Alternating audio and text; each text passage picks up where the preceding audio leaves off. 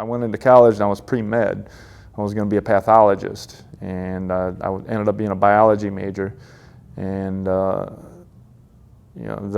by the time I was a senior in college, I realized, I'd come to the realization and admitted to myself that I really didn't want to be a pathologist. I wanted to be a musician.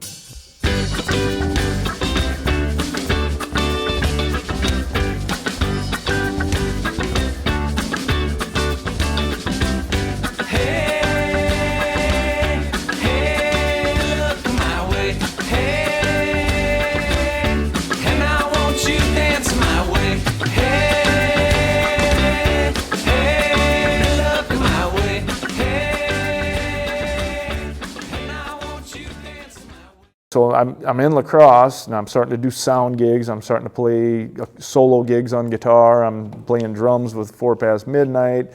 So I started doing a lot of that, and Doc somehow, I can't remember exactly how we ended up meeting, but they needed a drummer. Flibbertijibbet hadn't played for, I think it'd probably been a year or so, and he decided he wanted to put the band back together again and start playing some gigs, and they needed a drummer, so he asked me to do it.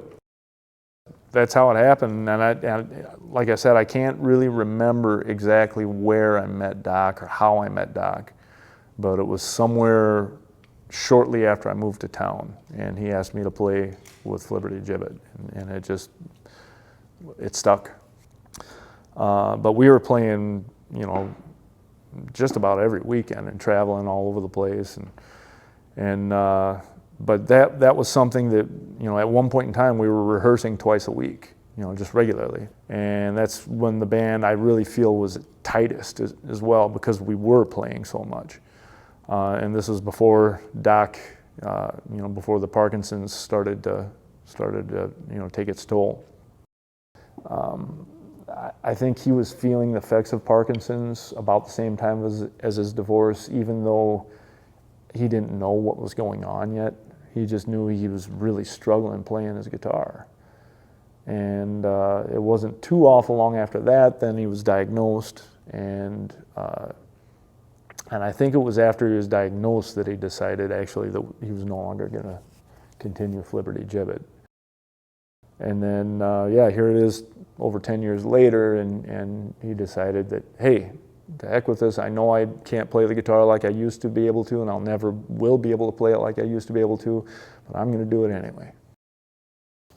Doc's a sensitive guy. That's the way I would really describe Doc, more so than anything else. He's very emotional and very sensitive, and that's part of, I think, what makes him such a good songwriter.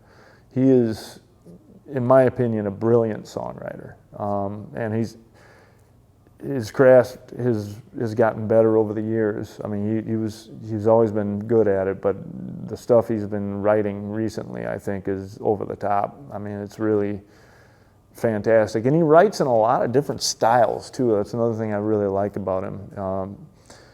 And he usually, when he's really good at making use of other people in the band's ideas. When it comes to arranging the songs that he's written, he usually comes in with a real bare bones song idea. He'll have the basic chord progression, the lyrics, and then from there, and he'll have a basic song structure, but from there, he presents it to the band, and he just totally opens up to what we all have to say about it and ideas that we have. With Flibbertijibbet, we start with a set list as a guideline, but we improvise on it all the time. And we'll be in the middle of a song, and we'll kick into a completely different song on a whim. And anybody in the band can call that at any given time. Hence the Bubba O'Reilly thing. I mean, that just kind of popped into my head one day, and I just started belting it out. It's not something we ever planned. It just happened in the moment, and it kind of stuck.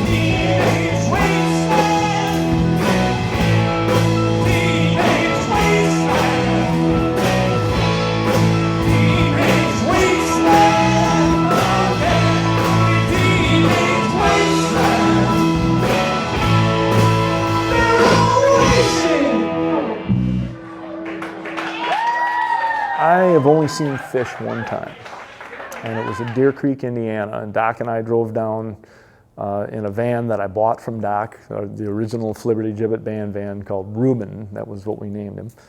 And so we drove down to Deer Creek, Indiana, just the two of us, and went to see fish.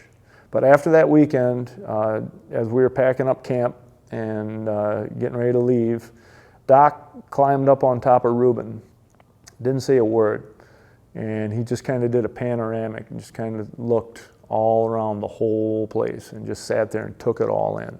Just looked at it, just looked. Dead quiet, stoic. And you could just see the emotion in him and just see that, you know, he was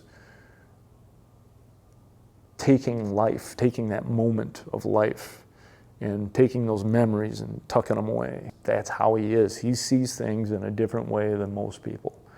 And he has a deep appreciation of people, a deep appreciation of music, a deep appreciation of life.